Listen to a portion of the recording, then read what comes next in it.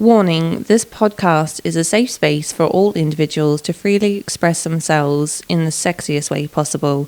Any information or advice provided comes from our own experiences and in no means should be taken as professional advice. We respect each individual and their experiences and have zero tolerance for any rude or unsolicited behaviour. Hi guys, welcome to Project Sweet, Loud, Untamed Tarts, or as we know it, Project Slut. Slut. I'm a slut. Project Slut, the show that educates and entertains all things sex in an inclusive and positive way. Let's put power back into being a slut and fight back slut shaming with your host. Hey guys, it's Montana. I'm kind of taking over right now. So we're going to be discussing poly relationships and open relationships. So let's start with Lavi. So today we're talking about polyamory and open relationships because I felt it's something that needs to be more discussed in general. I think there is not a lot of media out there that covers polyamory or open relationships, and what people get from it is always like polygamist cult guys. This is my attempt to help people feel a bit more normalized about these sort of relationships, and I was actually in one for a very, very long time, and so I thought I would share my experience and my story with you, and I thought who better to share it with than with the person I actually shared those experiences with. Hello. Thanks for coming on and helping me with this today. Not a problem. This is probably like the best opportunity for people to know what it's like in a polyamorous relationship and to talk to two people who were actually in one. And I'd say we were pretty successful. Yeah, I'd like to think that it worked out very well for us. I think it was our polyamorous years were probably better than our monogamous years, in my own personal. So I was very young when we met. I was 18, just turned 18 pretty much. And we were together for just over 6.5 years. Yep. Very fucking long time. Jesus Christ, yeah, it was longer than school. The relationship didn't feel like a chore. It was just we were both happy to be in it. Do you remember when I first brought up polyamory to you? Do you remember when that was? So it would have been about halfway through our relationship. We were driving and then you mentioned it. I mean, I was a very, very insecure person. I was extremely jealous. Like, I remember there were times where we would be out clubbing and my crazy Pisces in me, I would just be thinking you're going to the toilet to cheat on me, even though you were just going to take a piss. Like, I would be so insecure about you going to the bathroom. No, I'm not going to say clingy, but you did have a few issues that we had to work through. More than a few, but I mean, so does a lot of people have lots of issues and insecurities, and you're young in relationships, you know, you don't know how to navigate things. Quite an insecure person, and there were some things that I wanted to explore and I thought we were lacking in our relationship. And at the time I was studying sexology at Curtin. The tutor was a sex therapist and a sexologist educator. We were talking about the different types of relationships people have, and I think one of the reasons why I was so insecure was because I thought that you were going to leave me, like physical intimacy, you were going to go find someone else, and that was going to be the reason why you left me. For no reason. You actually gave me no reason to think that. That was just my own issues that I have had. Everyone's got a bit of baggage. We had the suggestion to try polyamory and open relationships because exclusivity and commitment are two different things. Exclusivity to me is like you're taking one path and you're only doing that with one person. Whereas a commitment is you're loyal to something.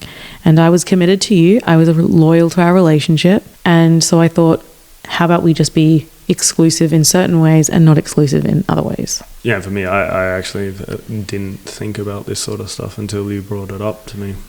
And so what was your initial reaction when I did bring up open relationships and polyamory to you? Very surprised, because as you have been saying, you were a very sort of insecure, jealous person, so I was careful in what I was doing. Not to my own detriment. Yeah, very surprising that you brought it up. And so when I actually thought about it, I was like, this could be very beneficial, and not for myself, but for you as well. Yeah. It sounded scary because you don't know where it's uncharted territory, and for the relationship. So we started off with like a trial sort of basis. Yeah, and we did say that if it doesn't work, we're just going to scrap it and just go back to whatever we were. Like, we weren't going to let it affect our relationship. We weren't going to let it end our relationship. How would you describe our rules and boundaries for our relationship?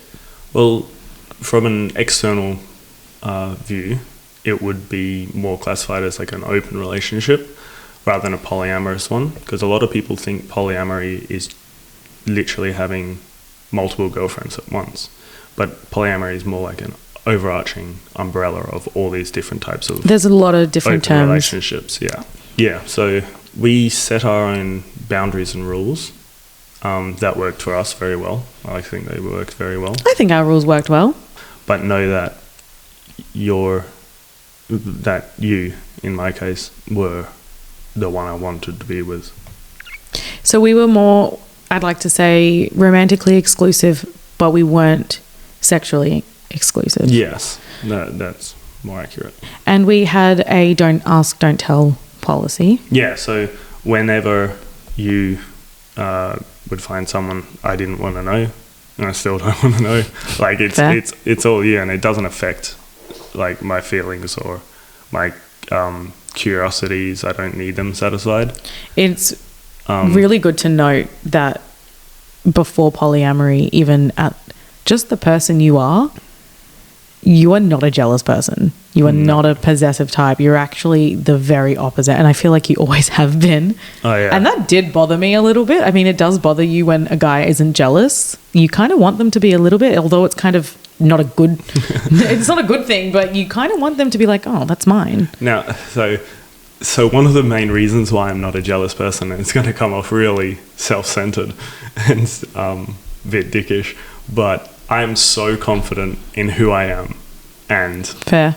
what I'm about that other people's influence have to be pretty significant for me to doubt it. I like that. Confidence is key. Yeah. So we had don't ask and tell. You weren't a jealous person, so you never really asked me. I didn't need to know, so I didn't want to take the risk. So we kept it on a need to know basis. A couple years in, we did have to end up disclosing it to a few more people than we wanted to, but I think that was mostly because It's more circumstantial. it was rather than circumstantial, and it was kind planned. of that thing where you didn't want the other people on the outside to think that we were betraying each other's trust and cheating on each other. Yeah. Because that was not what was happening at all. Yeah, because it did happen once where someone we knew saw it, thought it was like, oh God, they're cheating on them, I got to tell. And then when it did brought up, it's like, okay, we have to start telling disclose a few this now. people. Yeah.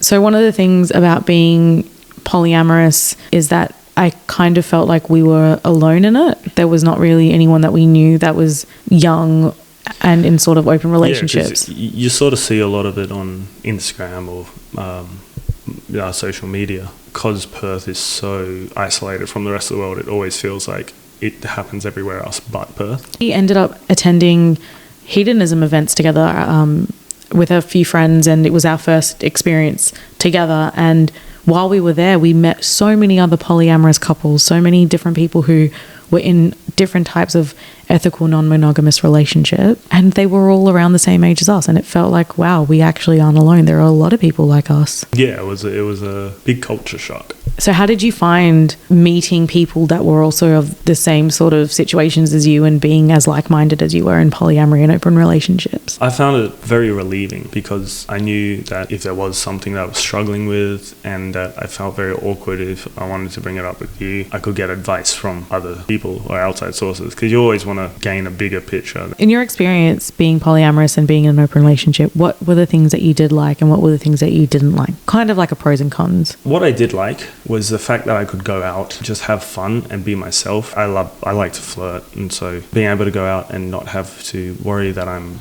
being disloyal or unfaithful because we had clear defined rules. I knew what I was able to do. Some of the cons or what I didn't like, not too much, to be honest. But I was very happy with how, because we determined what we wanted out of it from very early on, and I feel like it achieved what I expected it. There was mostly benefits that came from being polyamorous.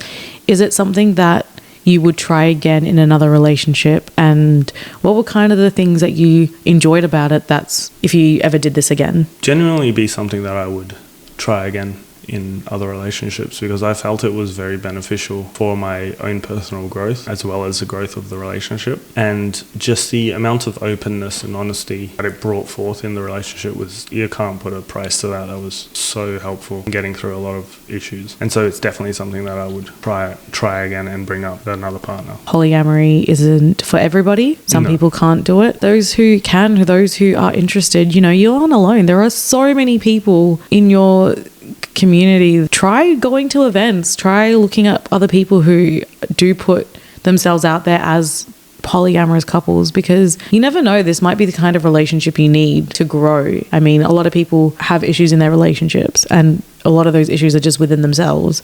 And I found for myself personally that polyamory and being in an open relationship, I kind of discovered what I really needed from a partner and what I didn't need from a partner. It's something I definitely would recommend to other people. It just depends on the different couples. I mean, it's not for each individual couple. Sometimes it might have not worked for you in one relationship. It might work for you in the next one. Yeah. It all depends on a person-to-person basis, because some people can't handle the jealousy or the negative things that come from sharing another person with other people. But I think the beautiful thing about polyamory is that you can define your own relationship. And at the end of the day, the most important thing is that the two people that are in the relationship are the ones affected, and no one else's opinions really should matter. Yeah, I agree with that completely. Like in our relationship, we had the don't ask, don't tell agreement, and in other relationships they want to know everyone who you're thinking about getting with, and that's completely fine as well. You determine your own level of polyamory, I guess. You set your own rules. That allows you to take ownership of it as well, so you feel like it's your relationship and you've defined what you want out of your own relationship, which is also very important. As long as you're communicating, those rules can change to suit them. Yeah, because as you grow, the relationship grows and the rules grow. Yeah, it's been really nice chatting to you, and I'm really grateful that you were letting me interview you and prod you about our relationship. Part of being on this podcast is being open, and part of it is being open about my own life and sharing my own experiences, because to get more people to stop slut shaming, we need to be more open with topics and we need to normalize things. And like we mentioned before, we were so in the dark about anyone else that was in our community, and it turns out there was so many people that were just like us. I'm glad that you decided to come on and talk about it as well and kind of expose that little bit of side that we kept hidden for so long. Well, it's always good to talk about it when it comes from your own personal experience, because you can always read stories, hear stories, but now experiencing it myself, knowing that the community's there to support you.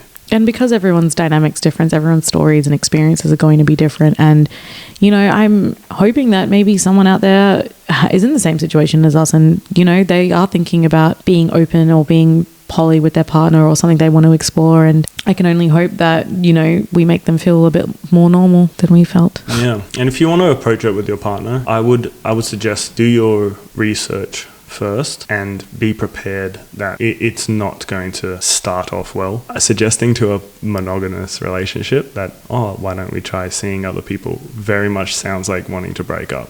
Yeah, I think if you are on the reciprocant end, if your partner ever approaches you in a way, obviously everyone's different, but if they approach you and they say they want to try polyamory or being in an open relationship, I think the only advice I can give you is don't take it to heart. It's not them wanting to break up. For the most part of it, just be open.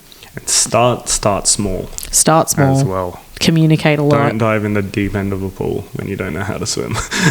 Exactly. It's been really nice chatting to you. Thank you for letting me talk about us. Oh, always a pleasure. What, do you do this with all your exes? Do you go on and talk about your relationships with them? Oh, God, no. It's story time. I don't know where Lavinia's gone, so I'm kind of taking over right now. So story time. So last weekend I had a DM from an absolute babe from Instagram, and she hit me up, had a bit of a cheeky chat, and she noticed that I was into a bit of kink and things like that. Like, she follows me and all these things. Won't disclose the name. But yeah, so she came over to my house. We had some drinks, had like a little cheese ball, little like wine, things like that. And yeah, one of her requests was like, do you do like golden showers? And I was like, yeah, like 100%. Like, I'm so down for that. And she's like, yeah, like I'd love for you to pee on me. Like, that would be such a turn on. So I was like, yeah, cool, let's do it. Is there anything else? And she said, no, like do whatever. Like, you can like restrain me, like tie me up, like just use me as your doll. And I'm like, all right, cool. Give me 4 reins here. That's all right. So what I did was we started with what I like to call like a 50 Shades of Grey massage. So essentially what that is, you know, you like blindfold them. You put their like hands like above their head and you like either tie them with like cuffs or like handcuffs or like some kind of like satin lace. So we started with a little bit of a massage, gave her a bit of like a body slide, which if people don't know what a body slide is essentially like a yoga pose, like a downward dog, but you're essentially like, you know, pushing up against the body and like kind of like massaging with like your like, you know, body and breast essentially. So we did that, and then I gave her a few little spanks with my whip and bit of a paddle, and then yeah, took her to the shower and yeah, peed on her, and she got so freaking aroused from it and she had the best time and said, please do that again, like let me know when you're free. And I was like, this is crazy, like holy hell, like how did this happen?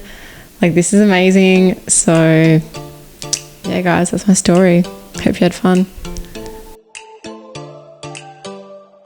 Today we're going to be discussing poly relationships and open relationships and all the struggles and like as like downsides to it. Pretty hot topic. Talk about the good sides too, right? I mean, yeah, of course the good sides. But yeah, I think definitely we'll start with like I think some of the struggles. So you put a question up on your Instagram this week asking people to send their thoughts and you know, questions and all that sort of stuff on polyamory and ethical non-monogamy. So do you want to tell us some of the things that you got? Yeah, so I actually got so many responses. Like, I literally posted it and like my little caption was like, let's talk about the downsides and struggles you've come across, you know, if you're in an open relationship or if you're in like a poly relationship or like you were in one, which are anonymous. So one of the first responses was personal boundaries when engaging with other partners. #emotional cheating. Okay. So they're talking one of the downsides of polyamory is crossing boundaries? I think so, yeah. So, I mean, not having that discussion properly with that partner and then your partner do something that you clearly haven't brought up as a concern, I would, you know, say that as like emotional cheating. Maybe in that terms they're thinking like, oh, I've given my partner free rein to, you know, fuck whoever they want, but maybe they're talking to someone on the side or they're like calling someone. I mean, I would count that as emotional cheating. I think so as well. So that was pretty an interesting one. What else did you get? So the second one was making sure both parties are willing. Sometimes one person says yes, so the other person has to stay. So I feel like when, you know, you see your partner, you know, let's say like happy and like having fun with someone else and, you know, let's say they want to go home with them or they're vibing and stuff and they're like, yeah, like let's all go home together. You know, the other person's like, oh, I'm not really keen, but like I still want to see my partner happy and like exploring and like living life. So it's kind of like forced upon. So I can kind of see how that would like work. But yeah, definitely trying to make the other person happy is probably not a good thing to do. Yeah, see, that would probably be like my toxic trait. So if I saw like my partner, you know, vibing and like getting to know someone and they've got like a genuine connection and just like seeing them like having just vibing, you know, if they wanted to go home together, like, yeah, I'd probably have like a little bit of jealousy. The third one, which was a good one, was unlearning jealousy responses which society teaches us to experience. Ooh, I like how that person answered that question. I mean, I think jealousy happens regardless of the type of relationship you're in. I think if you're a monogamous, there's jealousy. I mean, there's jealousy in polyamory. There's jealousy everywhere. Like, I feel like a lot of people think that jealousy is like considered like a bad thing. It doesn't always have to be. No, like I find jealousy is like it means that you care about that person. You know, like you love them and you do anything for them, and it's just a part of a human emotion, which It's human nature to be jealous. Yeah. I think when you take jealousy and make it toxic by controlling the other person or making them feel bad unnecessarily, that's when jealousy becomes bad. So we'll go through a few more that I went through when I posted the other day. So these are some positive ones. So no downsides or struggles yet. So this particular person has just started a polyamorous relationship, and clearly, you know, they've discussed boundaries and all those things, laid down the rules. So lots of like smiley faces, which is what we love to hear. Yes, we do. Oh my God, where do I start? Poly is the hardest thing to do. Everything will change. Interesting. Oh, So yeah. clearly haven't had that, you know, proper conversation or, you know, boundaries with that partner just quite yet. But I mean, they could be quite new to it. So that conversation will be had at some stage, I'm sure. And this is another positive one. One-sided open, and was great to be fair. I let her see whoever she wanted to, and she did. Lots of love hearts. This makes me happy. It makes me happy that people It's working for them. It makes me happy that people are out there exploring the different types of relationships that are potentially out there. I mean, like 3 years ago, like I had no idea what like polyamory was. And then when a friend of mine was like, oh yeah, I'm poly, I was just like, what the f- is poly? Like, is it a board game? I'm not even kidding. It sounds like a board game. Honestly, knowing you, Do you want to play some polyamory? It's like, yeah, cool, get some cards out. I'm like, let's go. So that you hadn't heard about it till up to about a few years ago, and a friend of yours introduced you to it. Yeah. How did they introduce you to it?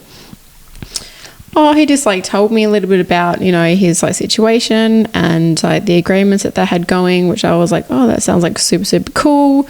Like I'd be totally into that. And yeah, like they're still going strong, which is really good to hear. So love it.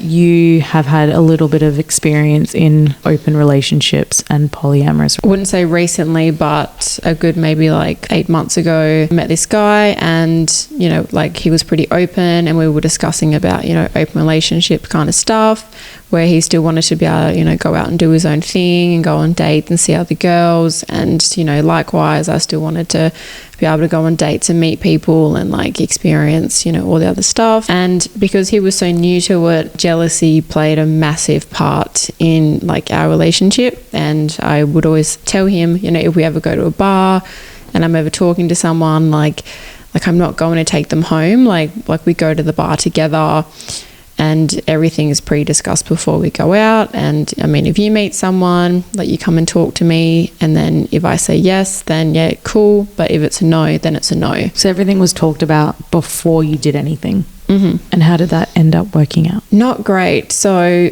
we tried it for a few months, and he just couldn't handle having more than one girl at the same time. So What do you mean he couldn't handle it? I mean, I know you have multiple personalities, and that's already like 6 girls in one. But what did he just couldn't handle what? yeah, like, I mean, whenever, you know, we'd have our dates, his phone would be going off, you know, the other girl would be messaging him, calling him, and it would be like quite frustrating for me, because I'm like, hey, we're actually on a date right now, or like we're spending like quality time together, like it's not really your day yet.